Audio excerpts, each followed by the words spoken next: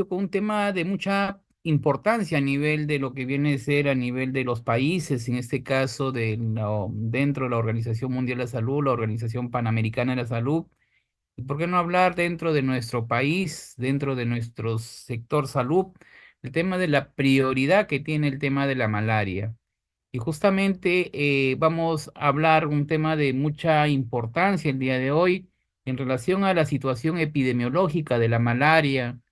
Vamos a hablar un tema de la biología, ecología, de la vigilancia y el control del vector Anopheles sp, y un tema de mucha prioridad en este caso, justamente que ustedes también van o escuchan de repente el tema de la certificación de la eliminación de la malaria en un país.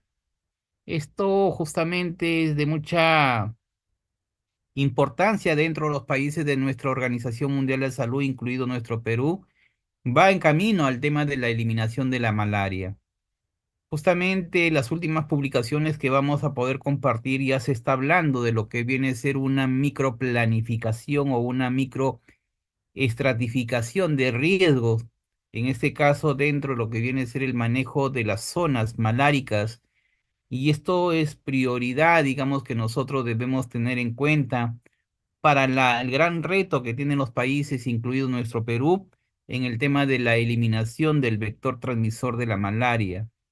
Justamente este es un gran reto que tenemos como país y que venimos justamente viendo que otros países también ya han sido certificados, en este caso en el tema de la eliminación de la malaria. Entonces, el día de hoy vamos a iniciar justamente uno de los vectores que también, digamos, tiene mucha prioridad en el tema de lo que viene a ser por parte de nuestro sector salud, en el tema del manejo, en el tema de la vigilancia, en el tema de la vigilancia, en el tema de lo que viene a ser el control integral del vector, en este caso de la malaria, y justamente que vamos en camino a una certificación de la eliminación de la malaria.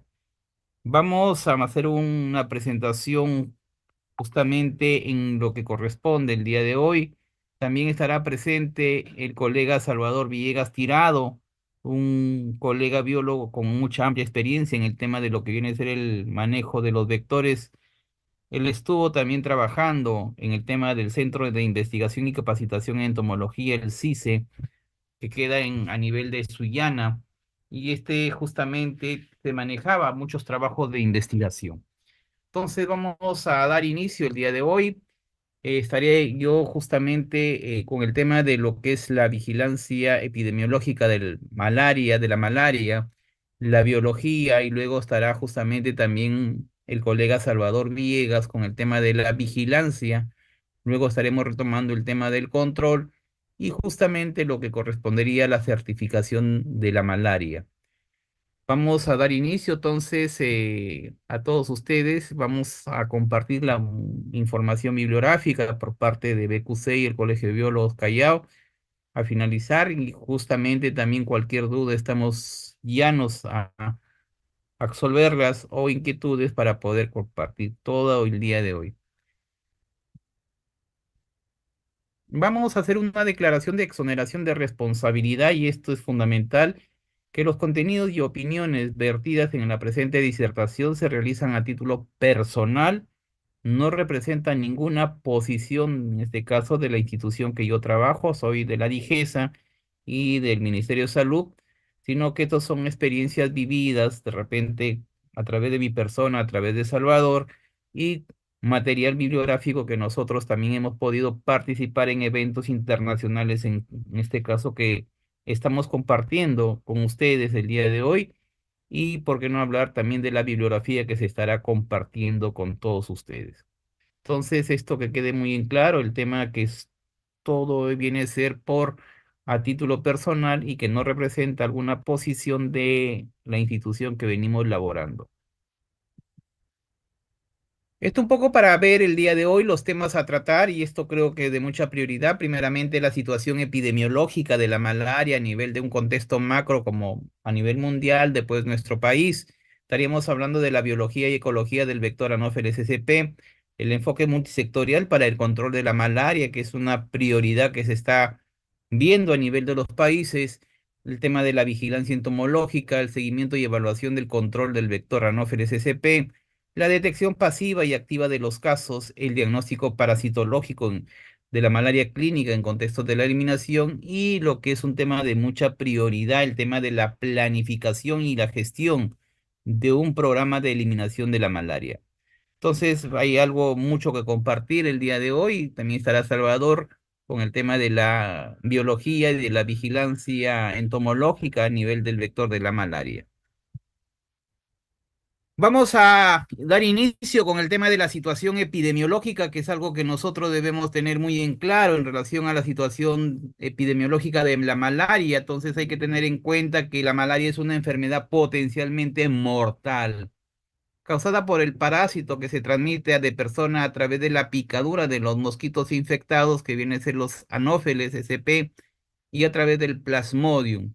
En las Américas se registran algo de 481.788 casos de malaria y alrededor de 92 muertes en el año 2022. La malaria se puede prevenir y curar. Hay 18 países, incluido un territorio de la región de las Américas, donde corren actualmente el riesgo de la malaria. Tenemos, por ejemplo, los países de Paraguay, Argentina, El Salvador y Belice, donde fueron certificados ya libres de la malaria en el año de 2018. Argentina, Paraguay 2018, Argentina 2019, El Salvador 2021 y Belice el 2023.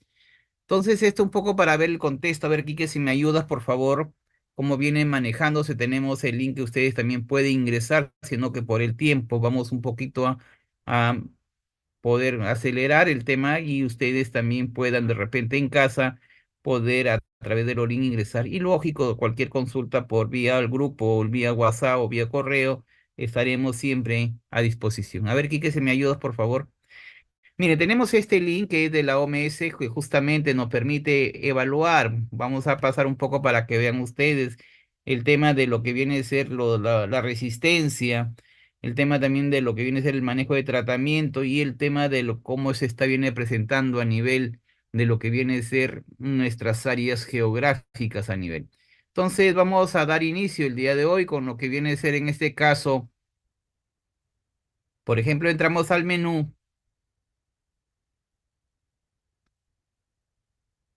Tenemos acá en este caso, lo que viene a ser, tenemos acá, miren, por ejemplo, tenemos mapas, tenemos las gráficas, en este caso, si nosotros vamos a gráficas en relación a lo que viene a ser el tema de países, vamos a nuestro país. Quique, por favor, si me ayudas, Perú.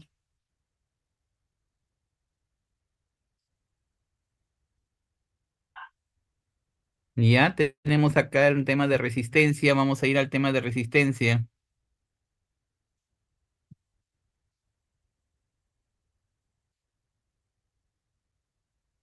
Y vemos acá, por ejemplo, en el Perú, cómo viene es el tema de transmisión. Miren acá cómo viene dándose las áreas de transmisión. Bajamos, Quique, por favor. ¿Cuáles son los vectores predominantes a nivel de país? Tenemos de Perú, en este caso, de nuestro Perú, el Anopheles pseudopuntinis, el Anopheles albimanus, que es prácticamente característico del vector de las costas de nuestro país, Anopheles darlingi, que es justamente de selva. Y esto es importante que nosotros vayamos viendo la distribución, que posteriormente lo podemos ver. Bajamos, Quique, por favor. Acá tenemos el tema de... No, subimos un poquito, por favor, Quique. Un poquito, por favor. Tenemos acá los mecanismos de resistencia, en este caso a los carbamatos, organoforados y piretroides, en relación al vector Anopheles albimanus. Y esto es algo que nosotros podemos ver que la región de Tumbes, por ejemplo, tenemos zonas de resistencia a lo que viene a ser al tema del manejo de los plaguicidas. Es por eso que vamos también a ver cómo se debe manejar el tratamiento en zonas con áreas de resistencia a los plaguicidas o insecticidas. Y esto justamente en nuestra costa del Perú tenemos que hay resistencia a carbamatos, órganos fosforados y piretroides, es decir, que no funciona ningún producto químico llamado insecticida. Bajamos, Quique, por favor. El mecanismo, perdón, sube un poquito, por favor. Sí, sube, sube, sube, sube, sube, por favor, sube. El mecanismo de resistencia, sube un poquito, Quique, por favor. El mecanismo de resistencia detectado es a través de la parte de las enzimas, en este caso las esterasas y las ACIR. que posteriormente nosotros estaremos un poco detallando este mecanismo de resistencia. Bajamos, Quique, por favor. Acá tenemos el tema de la resistencia. Bajamos más, por favor. Bajamos, Quique, por favor. Digamos, esto, por ejemplo, el tema de la mortalidad, como viene dándose en el tema del 2015, fue bajo, lo que viene a ser de 7,3,1, demasiado bajo. Bajamos, Quique, por favor. Acá están los casos con bajamos más, los casos confirmados, ¿desde qué año? Y así como podemos observar. Regresamos, Quique, por favor. Entonces, esto es un poco para ver el tema de cómo se viene dando en contexto a nivel mundial. También hay que tener en cuenta, en este caso, que las tres cuartas partes de los casos de malaria notificados en la región son causados por el Plasmodium vivax. En este caso, 9 países y territorios forman parte de la iniciativa E 2025. Entre ellos está Belice, Costa Rica, Ecuador, Guayana Francesa, Guatemala, Honduras, México y Panamá, República Dominicana y Surinam. En la mayoría de los países, en este caso, la prevención del paludismo se basa en el rociado residual intradomiciliario. Acordémonos bien, es el RRI. También tenemos en lo que corresponde la distribución masiva o rutinaria de los mosquiteros tratados con insecticida. Esto es algo importante que nosotros debemos tener en cuenta. Y debido a la pandemia COVID, los servicios de diagnóstico se vieron interrumpidos, como la demuestra en la disminución de un 32% de los casos sospechados de malaria en el 2020 en comparación con el año 2019. Vamos, Kike, acá, por favor.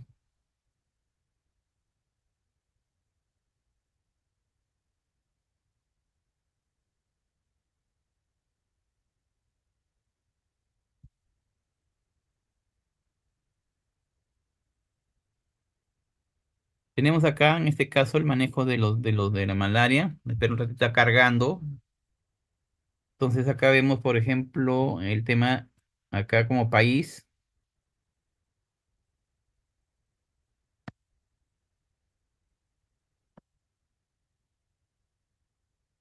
Acá, aquí que bajamos más o menos como viene dándose en el año 2020. Miren, ay, subamos un poquito, por favor. Acá tenemos, por ejemplo, el tema de transmisión, como viene dándose en el tema de malaria en relación a lo que viene a ser los indicadores de transmisión. Bajamos, Quique, por favor. Tenemos acá el Plasmodium, en este caso falciparum, es 20% de la mayor cantidad que tenemos a nivel del manejo en nuestro país es por Plasmodium vivax. Bajamos, Quique, por favor. Acá tenemos los tratamientos. Bajamos, por favor. Bajamos más, Quique. Está un poco lento el sistema de internet. Es en relación al manejo que nosotros tenemos información a nivel del link que ustedes van a tener. Regresamos, Quique, por favor. A nivel de lo que viene a ser la situación epidemiológica en relación al tema de lo como se viene presentando. Y esto es un poco para ver el progreso de la eliminación que se da en el tema de malaria, donde a través de esta iniciativa, digamos, existen 21 países elegidos por la OMS para participar en el esfuerzo especial denominados E 2020, con el fin de compartir lecciones aprendidas para el progreso hacia la eliminación. La OMS está trabajando muy estrechamente con estos países, supervisando su número de casos y proporcionando una serie de asistencia técnicas para ayudar o mejorar el rendimiento. En el año 2018, Paraguay y Uzbekistán recibieron la certificación de la OMS en la eliminación de la malaria. A principios del 2019 fueron Argelia, Argentina lograron la certificación de la malaria. En el 2021, tanto China como El Salvador fueron certificados de malaria. En el 2021, la OMS lanzó la iniciativa de seguimiento denominado E 2025. Hay 25 países y un territorio de ultramar incluidos en esta iniciativa, que se trabaja para alcanzar los hitos de eliminación 2025 de la Estrategia Técnica Mundial contra la Malaria entre los años 2016. Este es un gran reto que tiene nuestra Organización Mundial de Salud para la eliminación de la malaria hasta el año 2030. Regresamos, Quique, por favor. No, digamos, Y esto es un poco para ver cómo viene siéndose la situación epidemiológica, digamos, en relación al tema de lo que es resistencia a insecticidas. Hay reporte también en nuestro país que tenemos en la costa y en parte de selva el tema de resistencia, que ustedes también pueden dar link y poder ver en este caso el tema de resistencia. Vamos a un tema de lo que viene a ser el manejo de la situación epidemiológica de la malaria, que se viene notificando a través de los entes responsables. Quique, si me ayudas con el anterior, por favor, con este link. Esto un poco para ver la situación epidemiológica, que justamente es una página accesible por todos nosotros en este caso, y vemos cuántos casos tiene de malaria hasta la semana 16. Tenemos 9.007 casos de malarias. Hemos tenido, en este caso, tres defunciones, tres personas fallecidas. No sé si me puedes agrandar, Quique, en relación por tema de malaria en este caso.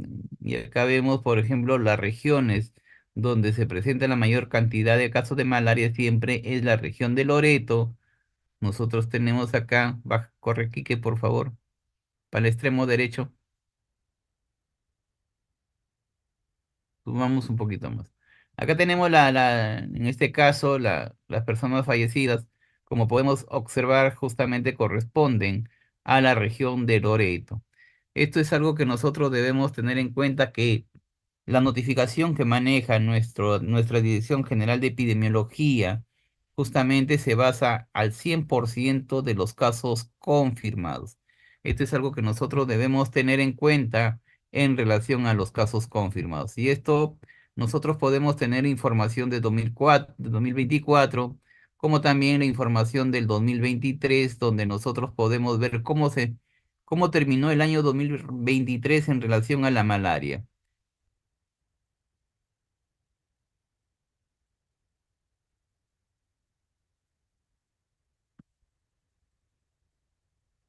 En el año 2023 hemos tenido algo de 22.363 casos de malaria a nivel de nuestro país. ¿Cuántas personas fallecidas hay que poder ver, Quique, por favor, si me ayudas?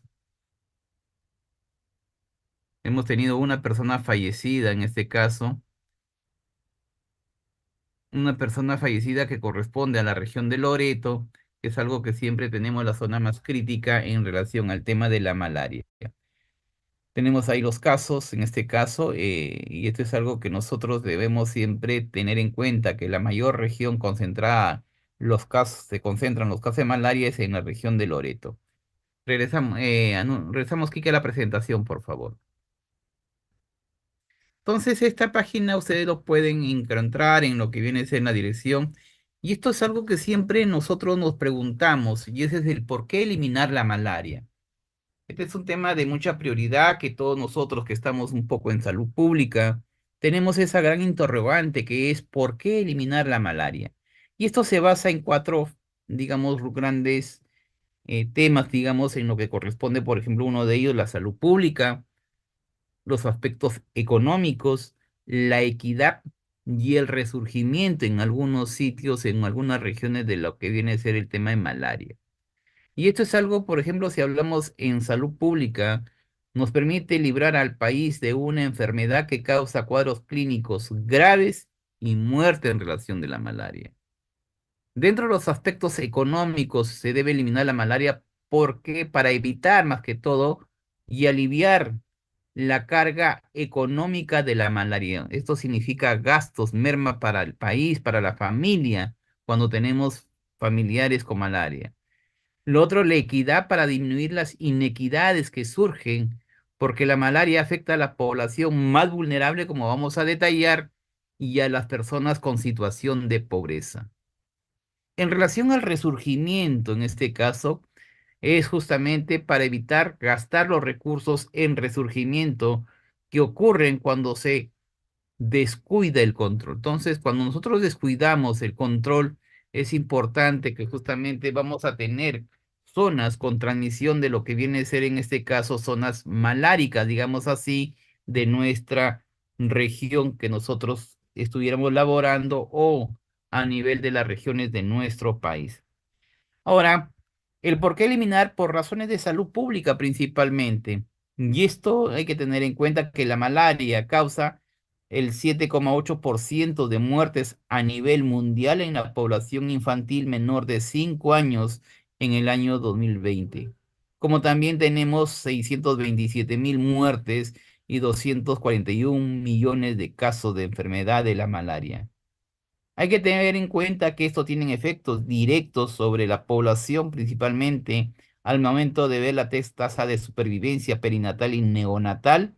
Un tema de mucha prioridad es el problema que origina un problema de cuadros de anemia, en este caso el tema de la malaria y el contagio del desarrollo cognitivo en niños en edad escolar. Es afectado debido a que deteriora la salud de la población debido al tema de altas temperaturas y factores que puedan influenciar con su sistema nervioso. Entonces no olvidemos que para el tema de eliminación también hay razones económicas y estas razones económicas pueden ser en formas directas e indirectas. Justamente en el tema de la reducción, cuando hablamos de los efectos directos, esto disminuye la fuerza laboral futura y puede llegar a causar la muerte y reduce la productividad al aumentar las licencias por enfermedad. Esto tiene que ver mucho con que disminuye los ingresos de los presupuestos de los gobiernos a nivel gobierno regional y local y al requerir recursos para la malaria. ¿Cuáles son los efectos indirectos en este caso que pueden producir la malaria? Es disminuye la inversión en nuestro país. ¿Quién va a ir a una zona con transmisión de malaria? ¿Quién va a ir de repente por el tema de aventura en la selva, ir a zonas maláricas? Entonces esto disminuye la inversión del país, disminuye la productividad, la fuerza laboral futura, el aprendizaje de lo que viene a ser los niños. Entonces, hay algo que nosotros debemos tener en cuenta, el tema de lo que es la reducción y la eliminación. Y esto está influenciado con lo que viene a ser la incidencia en este caso, lo que es el tema de lo que es en este caso el Producto Bruto Interno que se da en nuestra economía de nuestro país. Entonces, esto es importante que nosotros debemos entender los factores en este caso, en donde o digamos el tema de los riesgos, el por qué eliminar la malaria por razones de equidad. Es decir, cuando la malaria es altamente endémica, estos grupos están en mayor riesgo. ¿Y cuáles son los grupos que están en mayor riesgo?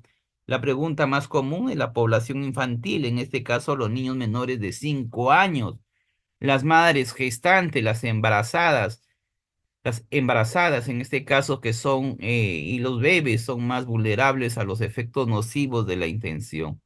Las personas con VHI o SIDA, en este caso, con su sistema deteriorado, digamos, pueden también tener consecuencias no gratas o no esperadas. Las personas en situación de pobreza, las personas en situación de pobreza están expuestas aún más a la tasa de transmisión de la malaria y son altamente vulnerables a su consecuencia. Entonces, no olvidemos, de repente, la situación de pobreza hace que no tengan mallas, hacen que no tengan de repente el tratamiento inmediato en nuestras familias. Y hay siempre conceptos que a veces nosotros desconocemos, y esto es algo que nosotros justamente, la preocupación de Arthur, de Quique, de Miguel y de Salvador es que quedemos claro en lo que viene a ser algunas definiciones, como es por ejemplo el tema de reducción de la carga o el control, en este caso la reducción o el mantenimiento de la carga de la malaria a un nivel localmente aceptable. Entonces estaríamos hablando de reducción de carga o de control y se requieren intervenciones continuas. No olvidemos que para hacer el control de la malaria se tiene que dar intervenciones continuas. Otra definición que nosotros debemos tener muy en claro es la eliminación, que viene a ser la interrupción de la transmisión de los parásitos que infectan al ser humano y transmiten la malaria en una zona geográficamente definida y se requiere en este caso la prevención continua del establecimiento. Otro concepto muy claro que debemos tener en cuenta, lo que justamente se habló hoy día de hoy, es el tema de la certificación. Yo creo que acá los países que están dentro de lo que viene a ser nuestra Organización Mundial de la Salud es donde apunta, es la certificación de la eliminación de la malaria, que viene a ser el reconocimiento oficial de la eliminación de la malaria en un país otorgado y se requiere la prevención continua del restablecimiento. ¿Cuánto tengo yo años, digamos, para decir que un país está certificado sin casos de malaria, sin presencia del vector? Son 3 años aproximadamente. El restablecimiento, que es la reparición de la transmisión de la malaria en una zona en la que se había interrumpido o interrumpido la transmisión. Entonces, esto es algo que nosotros debemos tener en cuenta. Otro concepto claro que es la erradicación, que viene a ser la reducción de toda la forma de malaria en seres humanos, en este caso, en el mundo, no se requieren más intervenciones. Yo creo que esto es importantísimo cuando ustedes escuchen hablar de la erradicación con el tema de la certificación, como también algunos conceptos de restablecimiento. Yo creo que esto como también la eliminación de la malaria. Pero para ello, nuestra Organización Mundial de Salud justamente viene trabajando el plan, digamos, de lo que viene a ser la eliminación de la malaria en los países del año 2016 al 2030. Y esto tiene como objetivo en el mundo libre de malaria. Entonces, este es un gran reto que tiene nuestra Organización Mundial de Salud en relación que un mundo libre de malaria. Y esto se basa sustentado en 3 pilares, justamente. El pilar uno es el logro el acceso universal a la prevención, el diagnóstico, el tratamiento de la malaria como parte de la cobertura universal. Entonces tenemos el manejo más que todo de diagnóstico de la población enferma como en malaria. El pilar 2 es acelerar los esfuerzos para eliminar y alcanzar condiciones de un país libre de malaria, que es justamente que se da a través de una certificación. El pilar 3 que viene a ser transformar la vigilancia de la malaria en una intervención básica, que todo el mundo conozca el manejo de la vigilancia entomológica. Y esto va centrado en 2 ejes, digamos, transversales, que viene a ser el eje de apoyo uno, que es aprovechar la innovación y ampliar la investigación, y el eje 2, que es en este caso el apoyo 2, que es fortalecer el entorno propicio, digamos, dentro de la jurisdicción donde se están viviendo o desarrollando. Y eso es importante que digamos, en el eje 2 en el transversal, justamente lo que se busca es el elemento 2 es fortalecer el entorno propicio en el tema de hacer nuestras intervenciones de control. Y existen metas que se ha planteado nuestra Organización Mundial de la Salud en el año 2016 al 2030, y principalmente si hablamos el objetivo uno de reducir la mortalidad, la malaria a nivel, digamos, en este caso a nivel mundial, respecto en el año 2015, y esto viene centrado en la actividad que se ha propuesto nuestra Organización Mundial de la Salud, justamente las metas. Y esto tiene que ver mucho en el año 2020, 2025 y 2030, donde al 2020 hay al menos un 40% de reducción de transmisión de las tasas de mortalidad de la malaria. Al 2025 debemos tener un 75% y al 2030 al menos un 90%. El tema de reducir la incidencia, en este caso se ha hecho el 2020, al 2020 40%, al 2025 el 75% y el 2020 al menos 90%. Hay que ver el tema también de la eliminación de la malaria de los países en lo que se transmite, en este caso en el año 2025, en el año 2020 al menos 10 países, al menos en el año 2025 al menos 20 países y en el 2030 tenemos digamos, al menos 35 países. Esto es algo que nosotros debemos siempre tener en cuenta. Y esta es la preocupación dentro de los objetivos de desarrollo sostenible a nivel de nuestra organización con todos los países. En el contexto 2016-2030 se formuló para alcanzar los objetivos de desarrollo sostenible, en este caso relacionado con la malaria. Estas son algunas directrices de nuestra Organización Mundial de Salud que se va a compartir el día de hoy para que ustedes lo tengan. Esto es importante que nosotros lo leamos, en este caso la orientación sobre la eliminación de la malaria. Y esto es importante que nosotros estemos inmersos, digamos, al tema de la eliminación de lo que corresponde, en este caso, la malaria. Esto para ver la escala de intensidad de transmisión que justamente en nuestros países y en nuestras áreas geográficas maláricas se da. Puede ser muy alta o alta moderada, baja, muy baja, en este caso cero casos, y lo que viene a ser un restablecimiento del mantenimiento de la zona. Entonces, algo importante que tiene que ver donde todos los países pueden acelerar el alcance, el avance hacia la eliminación independiente de donde se encuentre la escala de intensidad de la transmisión de la malaria. Esto tiene que ver mucho con lo que viene a ser acciones de los programas a nivel de país, la estratificación del proceso, en este caso de clasificar en la zona de país y lo que viene a ser las auditorías anuales o semestrales, la estrificación, la planificación operativa con anticipación de, en este caso, transiciones a nuevos estratos con fundamentales para el progreso. Entonces, esto es algo de mucha prioridad. Esto para ver la escala de intensidad, cómo se viene teniendo el IPA a nivel, en este caso, país, Perú, en este caso tenemos que es aproximadamente algo del 10% en relación al tema, en este caso, de la incidencia de casos de malaria.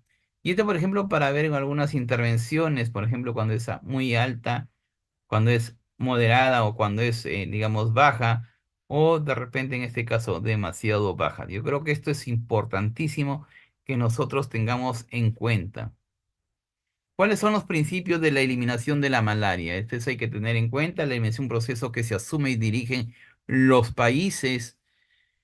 La eliminación requiere un grado de importante voluntad política. Si hay voluntad política en buena hora para poder hacer la actividad de la eliminación de la malaria. Tenemos el otro, lo que corresponde, las zonas subnacionales que puedan avanzar hacia la eliminación a diferentes ritmos dentro de nuestro país, dentro del país. La investigación operativa para mejorar la orientación y la implementación es un componente esencial de una estrategia, digamos, de eliminación. La eliminación de los países y territorios de ultramar se reconocen a través de que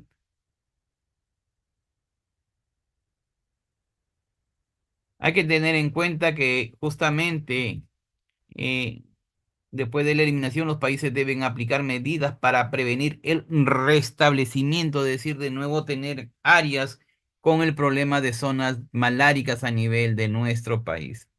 Algunas enseñanzas, en este caso, de la eliminación que fue exitosas, estrategias de adaptar un conjunto de intervenciones en las zonas subnacionales en función a las características de lo que viene a ser la transmisión, consideraciones operativas y el potencial, en este caso, malariogénico, en este caso, a nivel de su jurisdicción. Tiene que ver mucho también con lo que viene a ser, hay que velar por porque la prevención, el diagnóstico y el tratamiento de la malaria estén al alcance de todos, incluido personas migrantes, indocumentadas y las personas que participan, en este caso, en las actividades ilegales. Entonces hay que asegurar un sistema de vigilancia que debe estar rodeando, hay que dar un enfoque en todo lo que viene a ser nuestro gobierno a nivel regional o local para que se conozca. Y por último, hay que tener en cuenta, hay que adaptar una actitud de hacer lo que sea necesario por mejorar. Yo creo que esta parte vamos a dar algunas preguntas, a ver, Quique, si hubiera algunas preguntas en relación a malaria para poder absolverlas. Quique, por favor, a ver, abre el micrófono, de repente hay alguien.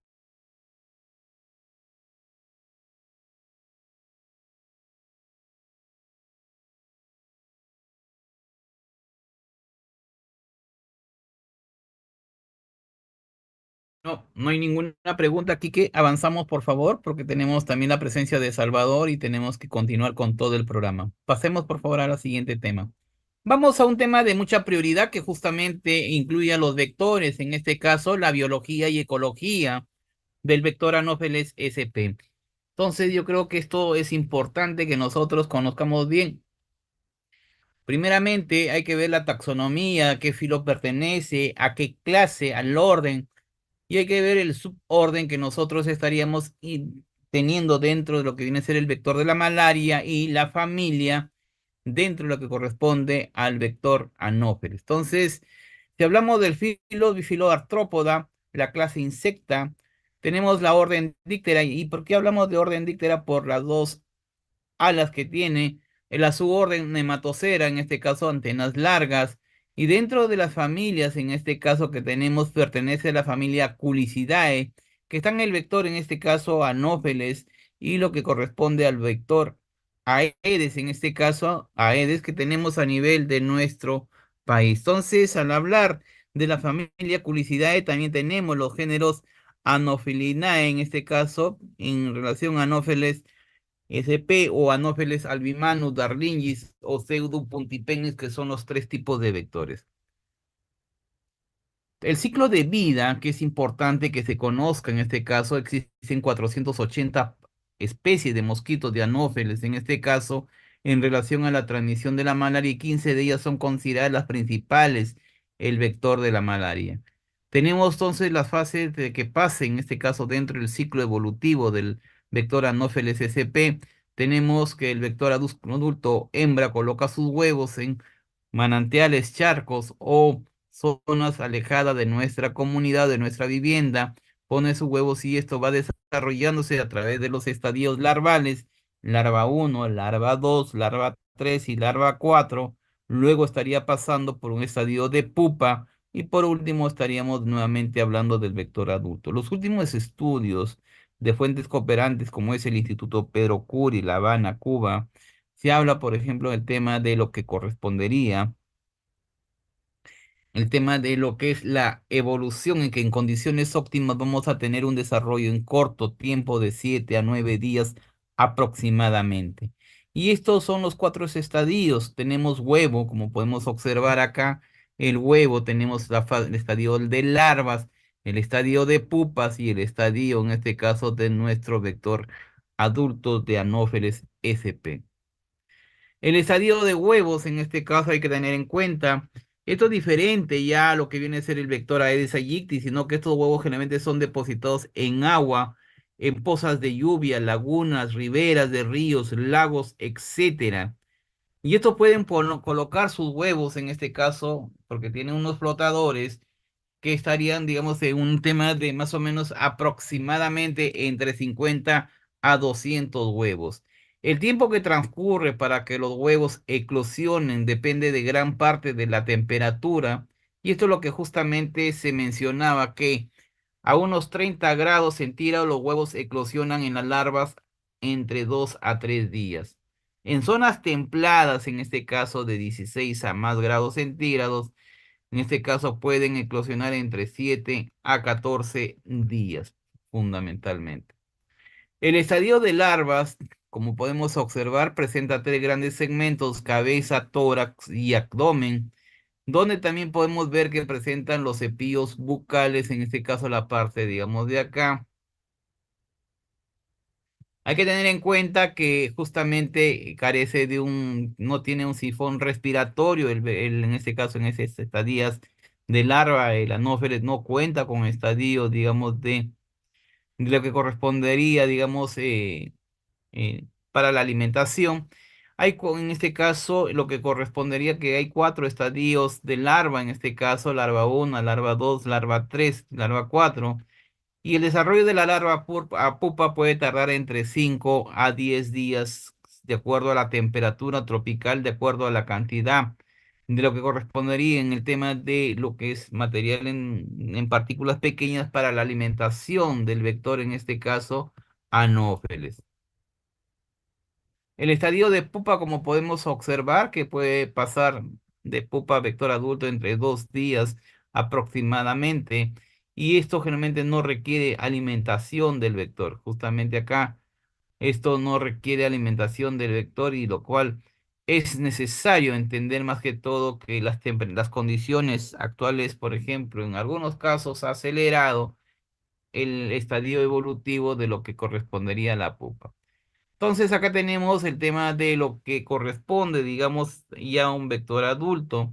Entonces esto generalmente en otros países hacen estudios, digamos, en este caso, para ver o variolas, en este caso, y con qué población nosotros estamos iniciando a tener un brote. Yo creo que este tema es importantísimo el colocar, en este caso, las pupas. Y por último, hay que ver en cuenta el estadio adulto justamente transcurre en condiciones, digamos, de huevo a adulto puede variar entre 7 días a 31 grados centígrados y de 20 días, en este caso, a 20 grados centígrados. Entonces, siempre en aguas un poco cálidas que debe tener, no tan extremos, sino aguas calientes para que puedan acelerar su ciclo biológico, digamos, del vector anófilo.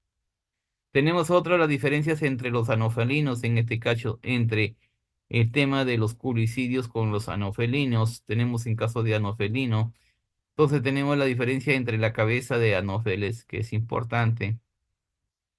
Y para que ustedes vean cuál es el tema de los machos y hembras. En caso de machos, como podemos observar, generalmente no hay la presencia del vector, que es importantísimo para el desarrollo de esto. Hay que tener en cuenta también el tema, por ejemplo, la diferencia, el tema de los palpos, que es importante a nivel de nuestras jurisdicciones. Entonces tenemos todo lo que corresponde a los anofelinos como también a los culicidios. Esto un poco para ver el tema de los vectores que hay en nuestro país. Yo creo que es mucha importancia. Tenemos las vertientes occidental, Anófeles, Pseudopuntipenis, Albimanus y Calderoni. Tenemos el Valle Interandino, tenemos en este caso el Anéfalos Pseudopuntipenis.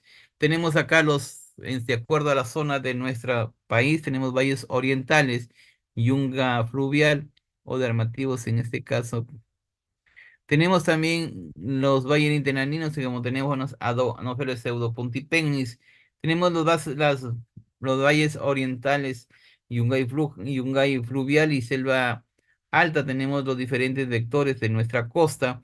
Y tenemos los Anopheles baja, que es Omagua en este caso, que justamente tiene que ver en este caso con el tema de la orientación que se debe dar en el tema de manejo de pacientes con presencia de casos de malaria. Es un poco para ver los hábitos de la malaria, del vector de la malaria donde vive. Tenemos que vivir en aguas, digamos, pseudo tranquilas, con bastantes partículas de material particulado disueltos en el tema de las corrientes de agua.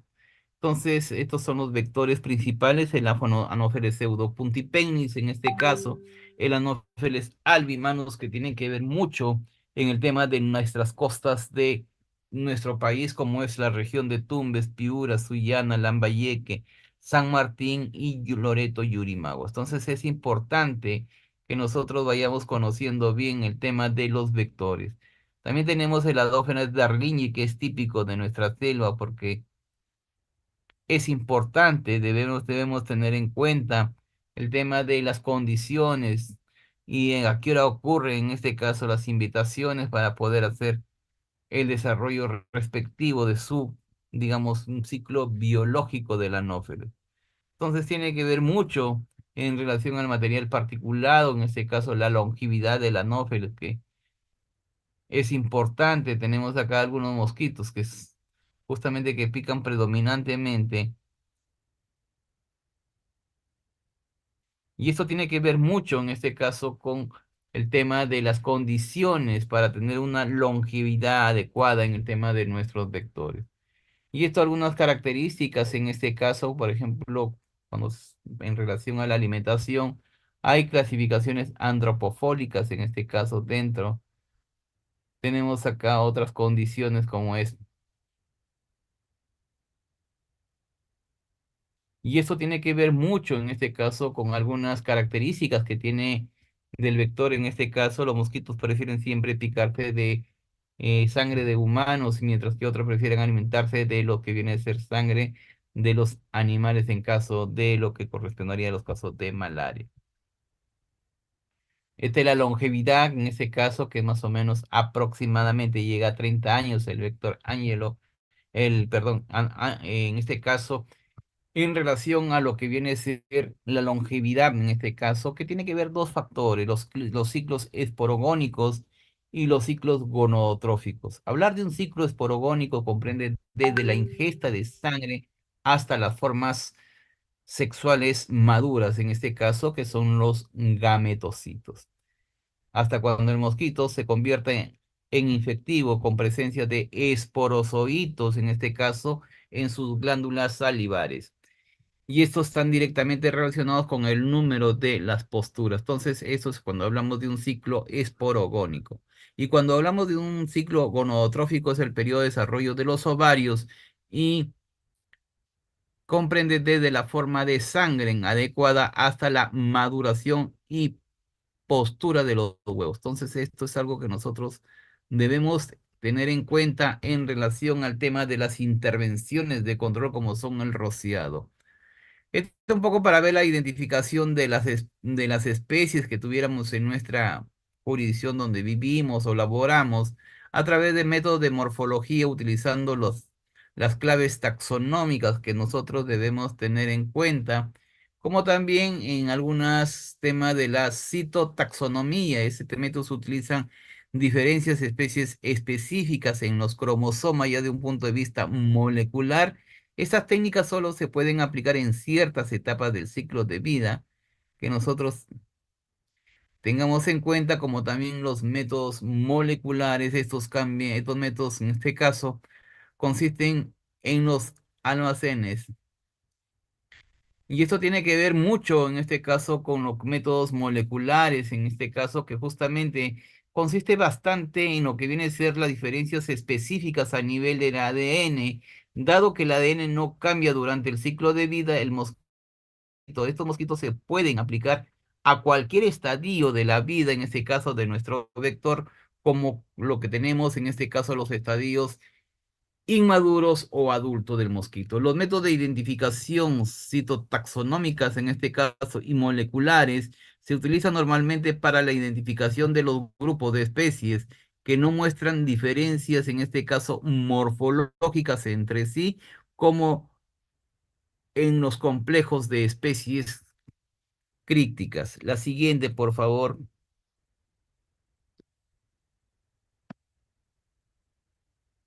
Entonces, vamos a ver las preguntas. Vamos a dar un tema de un espacio de las preguntas para poder continuar con Salvador. Vamos a dar unos minutos para que ustedes, no sé, dejamos listo el micrófono para que ustedes para que ustedes puedan participar y estar de repente, en este caso,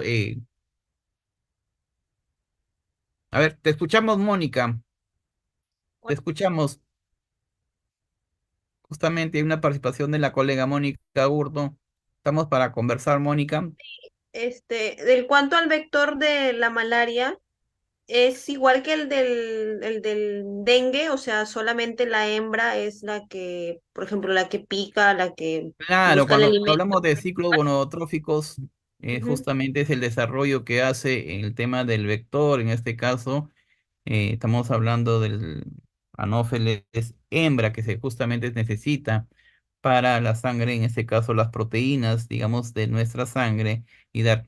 Hay que tener en cuenta que ya el vector anófeles, en este caso, como lo vamos a detallar posteriormente, no es antropofílico así como al 100% para entendernos. Se pueden también, en este caso, el vector, digamos, anófeles, puede alimentarse también de sangre de animales, en este caso, de ganado vacuno, caprino, y lo cual también succiona la sangre de los animales. En cambio, nosotros teníamos en caso de lo que correspondería a la Aedes aegypti, es 100% antropofílico, es decir, solamente se alimentaba o se alimenta de sangre de las personas. Esto es algo importante que nosotros debemos tener en cuenta. Es por eso que la mayoría de estudios, a veces nosotros cuando íbamos con el tema del CICE, lo hacíamos a veces en zonas poco alejadas donde había ganado, porque eso era el atrayente. Hay que tener en cuenta que el vector justamente, nosotros los seres vivos de sangre caliente, digamos, atraemos al vector, en este caso si hablamos de malaria, de anófeles, a través de lo que viene a ser nuestra sudoración o a través de digamos, de lo que nosotros liberamos el ácido láctico o a través del CO2 que nosotros generamos de repente por la fatiga. Entonces, eso hace que el vector, digamos, el anófeles, se guíe para que se alimente y en este caso continuar con una transmisión. No sé si hay otra pregunta. Estamos ya no a resolver a cualquier pregunta que ustedes desean. Vamos a dar unos minutos, Quique, para que de todas maneras alguna. A ver, te escuchamos, amigo Rodolfo. Te escuchamos. Buenas noches, te escuchamos, Rodolfo. Buenas noches, buenas noches. Sí, Sí, una consulta. En lo que es la diferencia de las pupas, ¿cuál es la característica principal de la pupa del anófeles con el del vector del dengue? en relación a lo que viene a ser el tema de diferencia, son las trompetas que tenemos a nivel de la... Vamos a ver ahorita una foto, vamos a pasarlo posterior, en relación a las trompetas que en caso de anófeles son más grandes, en Aedes son más delgadas y más pequeñas. Entonces eso hace que la persona cuando ya tengamos, digamos, la experticia o la experiencia de las pupas a través de los estereoscopios que nosotros debemos hacer digamos, la diferenciación estereoscopios, nos permite a nosotros ver, digamos, el tema de el aumento respectivo de los lentes, digamos, y comparar cuándo son más grandecitas y, digamos, un poquito más robustas. Si comparo yo con el vector Aedes aegypti. No sé si hay más preguntas para poder absolverlas y poder de repente continuar. Vamos a avanzar, Quique, por favor, si avanzamos un poco hasta que entre Salvador. Todavía no se ha conectado Salvador. Vamos a ver un tema muy importante, el tema de lo que viene a ser el enfoque multisectorial. Yo creo que esto es de mucha prioridad para el control de la malaria. Esto es el manejo nuevo que se debemos hacer de muchas enfermedades transmitidas por vectores o enfermedades transmisibles. Hay que entender que acá hay participación de muchos sectores, no solamente, digamos, de un solo sector o de una, que en este caso es salud, sino de varios sectores. Por ejemplo, tenemos acá, por ejemplo, la Autoridad Nacional del Agua, tenemos acá el tema de lo que viene a ser el Ministerio del Ambiente, tenemos el Ministerio de Vivienda, tenemos el tema de turismo. Entonces es un número y las autoridades políticas locales, regionales o lo que viene a ser las provinciales o distritales. Yo creo que acá el enfoque que nosotros debemos siempre tener en cuenta en el tema del manejo de enfermedades transmisibles son un manejo multisectorial. Yo creo que este es un tema que nosotros debemos tener en cuenta y esto viene a ver mucho con lo que viene a ser el manejo que nosotros debemos tener en cuenta, que justamente a través de los objetivos de desarrollo sostenible. Bueno, acá hay una pregunta, dice Dexon Riga para todos. Hasta el año 1000 hubo un brote de importancia en las zonas de minera de Madre de Dios, sí. Justamente en las zonas de selva tenemos alta transmisión, por ejemplo, si hablamos de Loreto, tenemos zonas altamente de transmisión, si hablamos de Madre de Dios, es una zona también de transmisión, y si hablamos de las zonas de Amazonas también, por ejemplo, la provincia de Condorcanqui, tenemos las localidades de Cucuaza, que era parte alta de Río Santiago, donde había.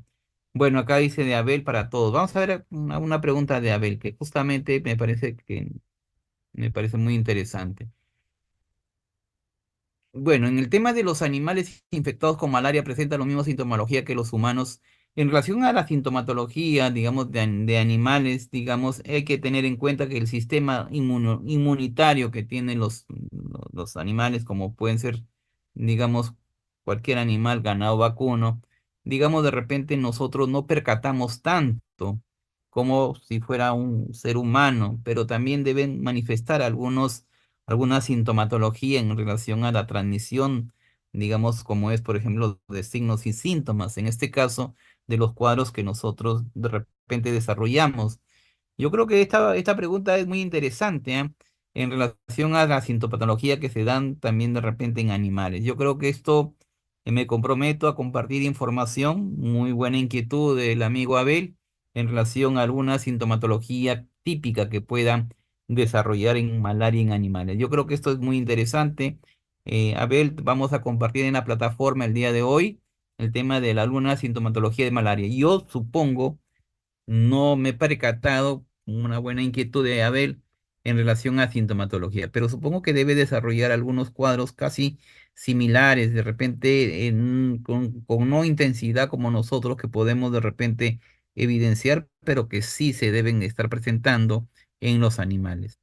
Entonces, el enfoque multisectorial viene justamente de los objetivos de desarrollo sostenible justamente del Objetivo de Desarrollo Sostenible 3, el 3.3, que tiene que ver mucho, en este caso, en relación con lo que corresponde, en este caso, el tema de lo que es digamos, la eliminación específica de la malaria. Yo creo que esto es importante en relación al tema de las enfermedades transmitidas por vectores, principalmente enfocando a la malaria. Yo creo que esto justamente tiene que ver muchos actores, los cambios sociales que debemos tener en cuenta, la participación de nuestra comunidad en el tema de lo que viene a ser, digamos, eliminación de criaderos o el control integral de la malaria para justamente evitar los casos de la malaria y las muertes debido a la enfermedad. Entonces, esto justamente tiene que ser un manejo articulado en este caso, articulado con las intervenciones que hace nuestro sector salud a nivel de las regiones. Yo creo que este es un tema de mucho manejo que debemos tener en cuenta, que justamente que las acciones multisectoriales contra malaria implica que todos los sectores deben primeramente reconocer la función, ya sea de repente positiva o negativa, que no están teniendo a nivel de una transmisión de malaria. En zonas maláricas hay que ver que debemos trabajar asociados con otros sectores para identificar oportunidades de pequeña o gran escala de adopción. Hay que implementar las medidas multisectoriales, en este caso que nosotros debemos implementar a nivel de nuestras jurisdicciones con el compromiso que cada sector debe colaborar, y el otro que también debemos seguir promoviendo dentro de su propio sector políticas y prácticas inteligentes de la lucha contra la malaria. Yo creo que este es importante que nosotros debemos tener en cuenta. También hay algunos desafíos en este caso que debemos tener en cuenta. Es justamente el trabajo. Sabemos que es difícil y hay que ver que también se debe tener en cuenta un trabajo de una consolidada, digamos, compartimentación, digamos, institucional. Es decir, que debemos tener en cuenta en este caso la participación de los sectores que también están a nivel de nuestras localidades o nuestras jurisdicciones a nivel de lo que correspondería a nivel de nuestra zona donde venimos trabajando.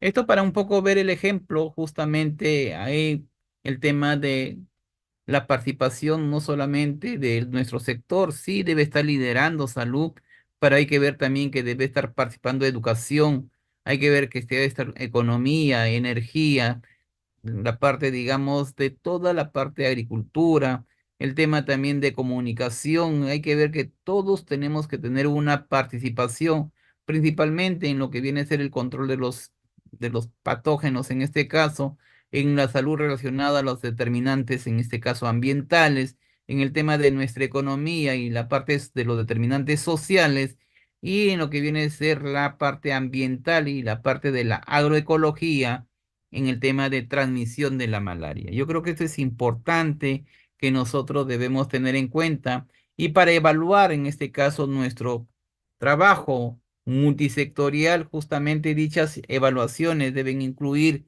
a nivel de lo que nosotros venimos trabajando ya con un enfoque participativo de otros sectores, evaluaciones del impacto sanitario, que nosotros es importante, que es un enfoque sistemático para identificar efectos adversos y las oportunidades relacionadas con la salud generados por los proyectos de desarrollo que sirven, en este caso, para elaborar un plan multisectorial. Yo creo que esto es importante.